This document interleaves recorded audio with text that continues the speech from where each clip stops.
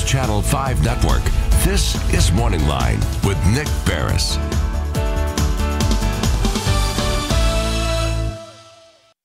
Good morning, everyone. Thanks for joining us on MorningLine. Nick Barris coming to you on a Thursday.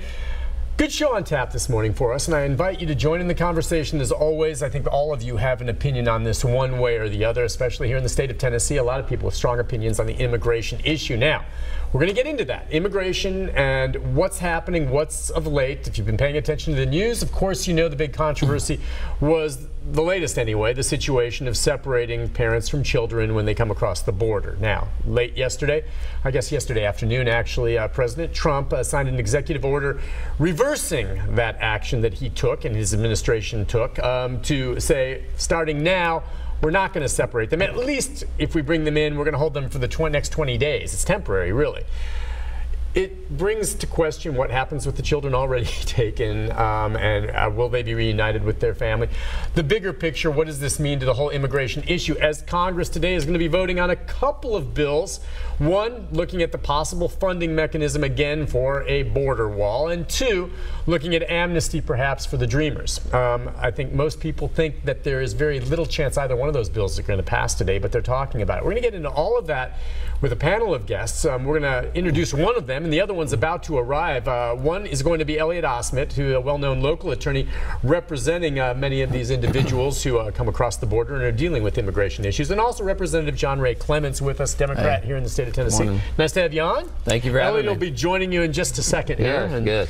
I'm just wondering, from your perspective as a representative here in the state of Tennessee, as you saw this action take, and I think we know in Tennessee, Republican state, you happen to be a Democrat, but I mean, I think most Republicans in the state favor the president's policies of border enforcement. But what do you think the sense is with regard to the fact of separating families the way it was until he signed that executive order?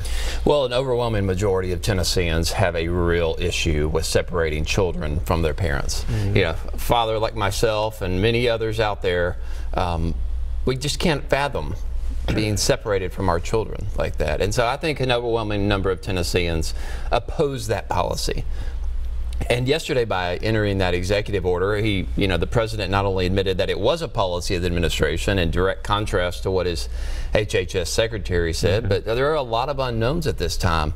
You know, he really keeps pushing back to Congress, which we all hope that Congress will do something and take affirmative action to pass a law mandate, preventing this type of thing in the future. But his immigration policy is what it is. It's resulted in over 2,000 children being held separated from their parents.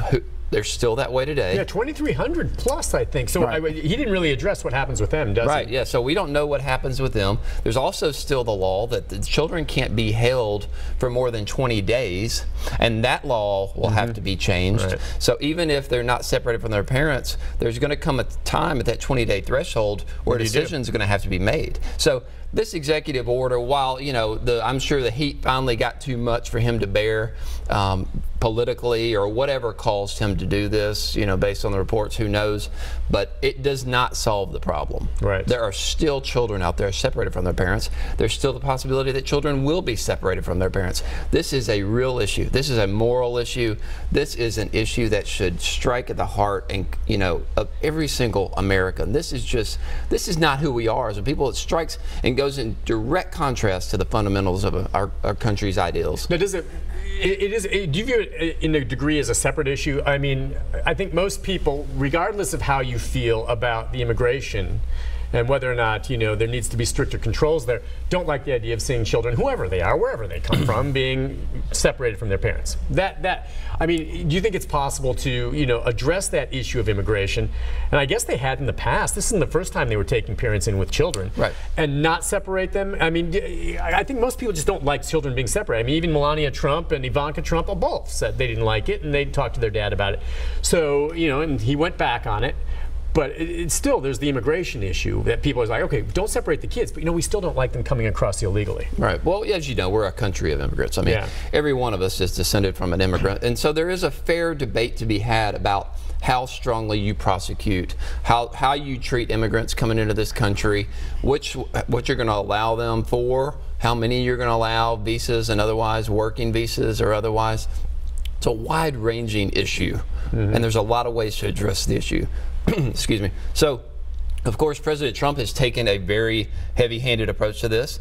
And right now, the big difference is the way he's treating the immigrants criminally. I mean, he is prosecuting them, which is requiring them to go into facilities where they're arrested, they're booked, and that's why they're having to be separated from these children in most cases, because children can't be incarcerated with adults. I understand why that law is. If it happens, we don't have children going with their parents if they're arrested in the Davidson County Jail. So they have to be separated. So I see where that came into reality. All right, all of this, as you say, has to be worked out, and the legal questions are part of it. You happen to be a lawyer as well. You're going to be joined by another lawyer in a moment, Elliot Osment, and we've got phone calls coming in.